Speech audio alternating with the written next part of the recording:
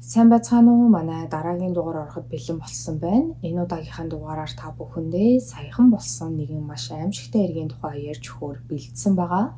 За ингээд шууд бичлэгээ эхэлцгээе. 2009 онд төрсэн 15 настай Карли Грег нь Миссисипи мужийн Брандон хотод ээжийнхээ хамтаар амьдардаг. Түүнийг 2 настай байх үед нь ээж Ашлийн дүү Наталиг нь төрүүлсэн боловч харамсалтай нь 2012 онд Натали охин ердөө 1 настай байх үедээ өвчний улмаас нас барсан байдаг.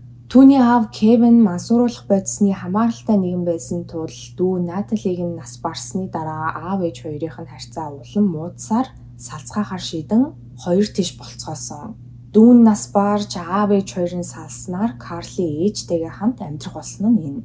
Тэдний амьдардаг Брандон гэх энэхүү хот нь Жаксон хоттой залгаа байдаг жижигхэн хотуудын нэг бөгөөд 25,000 орчим хүн амтай. Карлигийн ээж Ашлигийн хувьд тэрээр математикийн багшаар ажилладаг бөгөөд охиндоо бүх л зүйлээ зориулдаг нэгэн. Карлиг 11 настай байхад буюу 2020 онд Ашли Хит Смайли гэх эрэгтэйтэй дахин гэрэлсэн. Ашли Хит хоёр болцож эхэлж байх үед Ашли өөрийг нь найз залуутай болсон гэдгийг мэдээд охин нь үүнийг нь яаж хүлээж авах бол хэмээн нэлийн санаа зовж исэн ч эсвэргээрээ Хит Ашлигийн гэрээр орж гардаг болох үеэс эхлэн Хит Карли хоёр маш хурдан дотноссон. Карлигийн хувьд тэрээр хаяа төрсөн аав Брандонтойгоо уулздаг байсан ч гэсэн тэдний харилцаа бол тийм ч дотн байгаагүй. Карли Брандоны гэрт очих үед аав нь ихэвчлэн арх уудаг байсан тул сүүлдээ Карли аавынхаа гэрт очихыг хүсэхгүй байгаа талаараа ээжтэй хэлдэг болсон. Харин Хитийн хувьд тэрээр эмчээр ажилладаг, эргэн тойрныхын хүмүүс түүнийг маш тусч, зөөлөн ааш зантай, ийдэг хүн хэмээн дүрслэн ярьсан байдаг. Ер нь бол Хит ажилдаа явхаас бусад үеүүдэд үргэлжил Ашли, Карли хоёртой хамт байхыг хичээдэг. Карлид гитар зааж өгдөг, түүнтэй хамт видео тоглоом тоглодог, бүр Карлид хань болог гээд White Finn гэх хоёр нохоо хүртэл авч тижээх болсон. Цаашлаад Карли өөрөө ч гэсэн сургуулийнхаа шилдэг сурагчдын нэг байсан.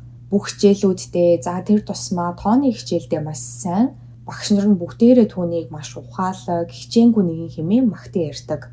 Тэрээр 11 настай байхдаа сургуулийнхаа үлгэр жишээ нөхөрсөг сурагчаар хүртэл тодорч исэн юм байлээ.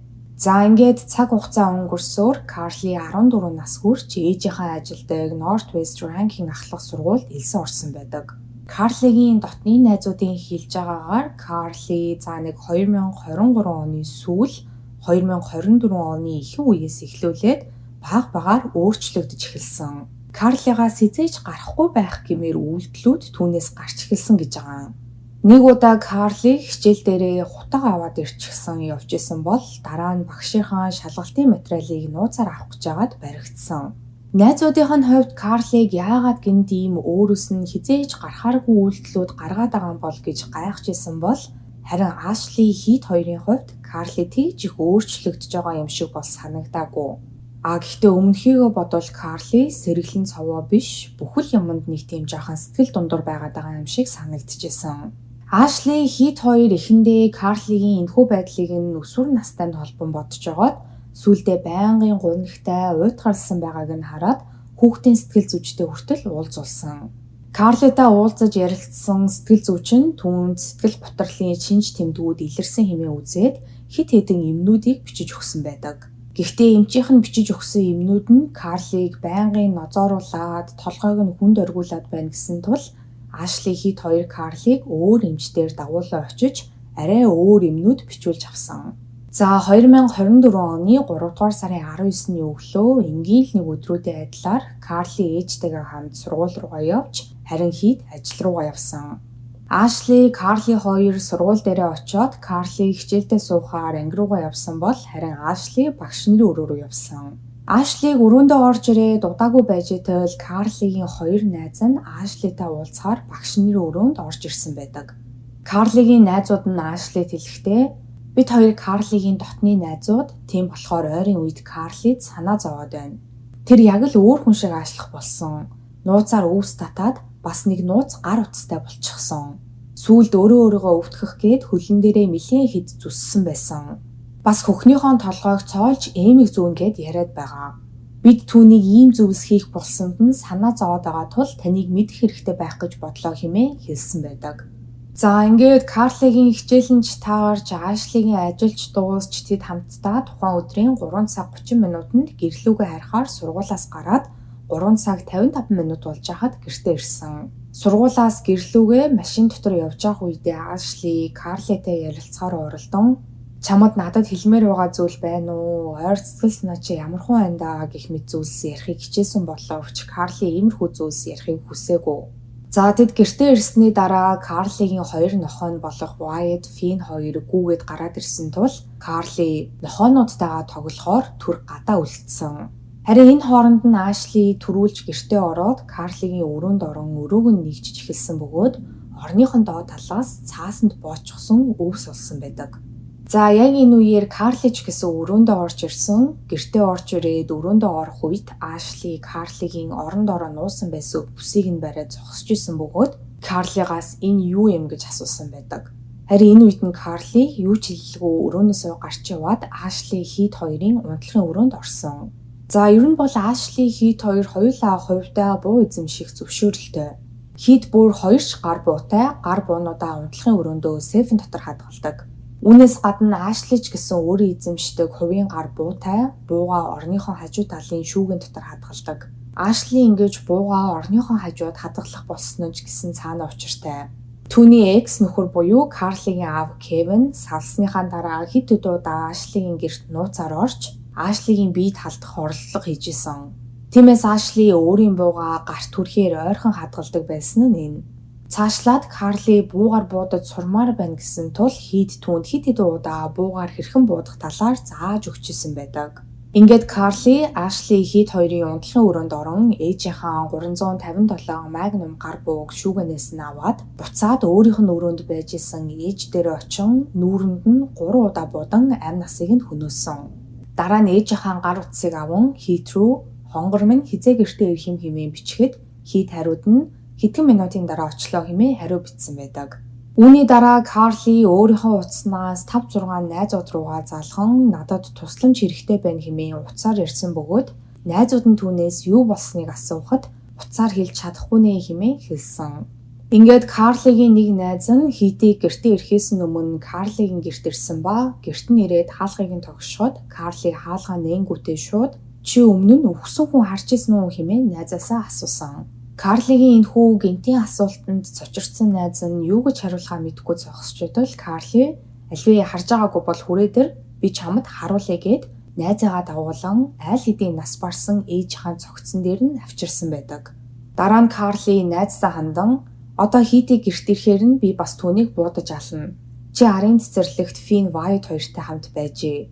Тэгээд буундуу сонсогдсны дараа ороод ирээрэй" хэмээн хэлсэн. Тухайн үед Карли дээр ирсэн энэхүү найзынх нь хэлж байгаагаар тэр үед Карлид ямар ч санаа зовсон, сандарсан, балмагцсан байдал ажиглагдаагүй. Ээжигээ алчаад цогцыг нь үзүүлэхдээ яг л зүгээр л нэг шинээр авсан алтан загсаа найздаа энийг хартаа гэд үзүүлж байгаа юм шиг л харагдсан хэмээн ярьсан байдаг. Ингээд Карлигийн найз нь ч гэсэн түүнээс айж эхэлсэн тул үгэнд нь орон байшингийнх нь нарын хаалгаар гараад чимээг өхөн хаалганых нь гадна суугаад Карлиг хүлээсэн. Яг энэ үед Хит гэрийнхаа үүдэн дээр нь зогссон бөгөөд Хитийг хаалгаа дүнгэж онгойлгосон даруйд Карли түүн рүү буудсан байдаг.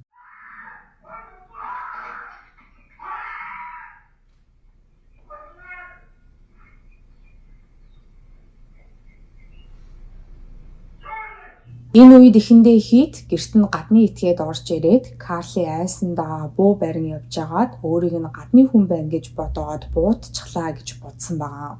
Гэвч Карлиг дахиад өөрлөн буудах үед байдал өөрийнх нь бодсноос тис өөр байгаа юм байна гэдгийг ойлгосон. Ингээд Хит Карли руу өсөрч очин түүнээс бууг нь булаа авсан ба энэ үед Карли гэрээсээ гаран зугтсан. Харин Хит Карлигийн унтлагын өрөөнд айл хэдийн нас барсан байх Ашлигийн цогцыг олоод тэрт орон 911 руу залхан дуудлага өгсөн байдаг.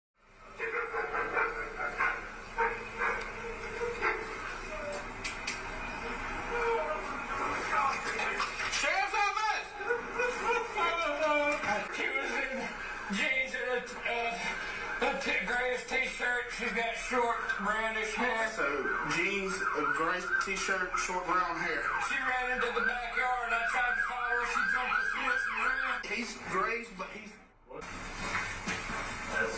That's mom. Yeah. Yeah.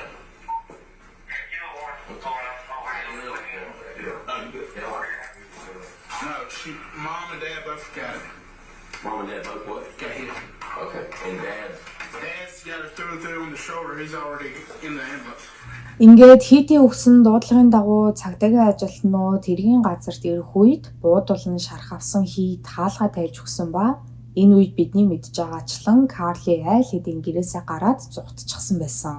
Цагдаагийн ажилтнуудын зарим нь хийтийн гэрийн оролцоо машинтайгаа явсан Карлиг хайж агаад юу ч болоогүй юм шиг зам дагаад алхаад явж байхад нь нэгэн цагдаагийн офицер түүнийг зогсон барьж авсан ба энэ үед Карли манай аав зүгээр үү хэмээн цагдаагийн офицероос асуусан байдаг.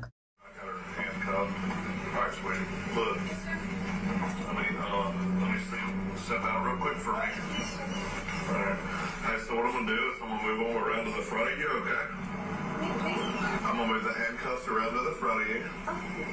Okay. All right. All right. So what we're gonna do here is we're gonna swab your hands. Okay.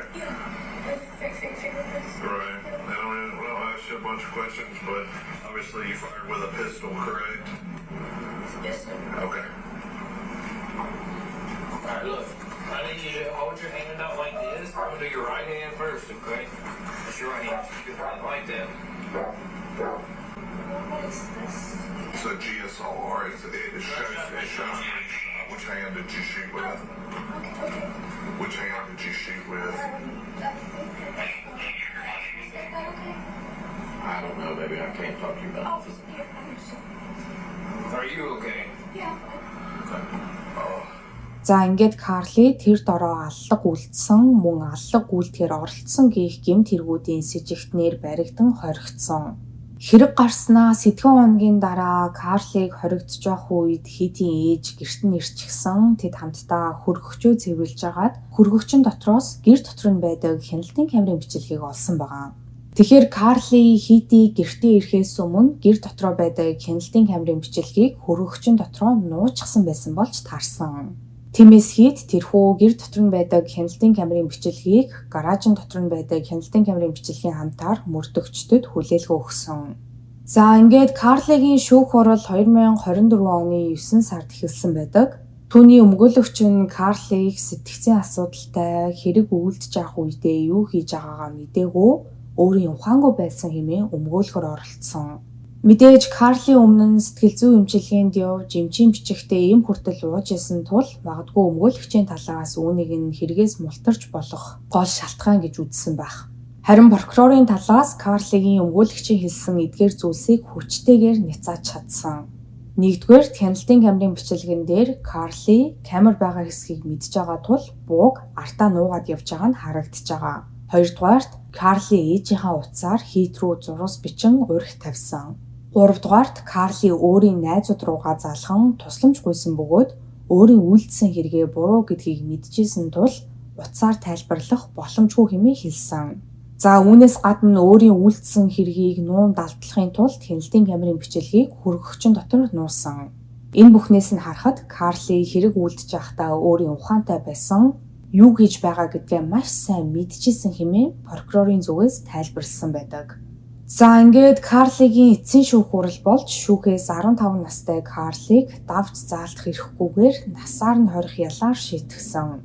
Энд өөр нэг хачирхалтай зүйлийг хэлэхэд Карлиг хоригдсноос хойш хийд түүнтэй өдөр болгон уцаар ирдэг гэсэн. Олон нийт хийтийн энэхүү үйлдэлийг нь жоохон сэжигтэй гэж үздэг юм байлээ. Хүмүүсийн ярилцж байгаагаар хэрвээ хийт энэ бүхэнд хамаатай байвал яах вэ? Энэ бүхний ард байсан хүн нь яг үнэндээ хийт. Гэхдээ хэрэгээс цэвэрхэн өөрийгөө гаргаж аваад гэмгүй юм шиг царайлж авах боломжтой юу хэмээн хоорондоо ярилцчихжээ. Гэхдээ энэ бүхэн бол ердөө л таамагтүүдий. Та бүхэн маань бас энэ хэгийн талаар юу гэж бодож ийн өөрийн хувийн бодлоо доор сэтгэл хэсэгт үлдээж бусадтайгаа мөн хуваалцаарай. Өнөөдрийн та бүхэндээ ярьж өгөхөөр бэлдсэн бичлэг маань энд хүрээ дуусж байна. Миний оруулдаг бичлэгнүүд таалагддаг бол лайка дараарай, subscribe дараарай. Хажууд нь байгаа хонхон дээр дарах юм бол намайг шинэ бичлэг хийх болгонд та бүхэнд мэдээлэл очих болно шүү. Ингээд дараа 7 хоногийн мигмар гарагт шинэ дугаараар уулзтлаа. Түр баяртай.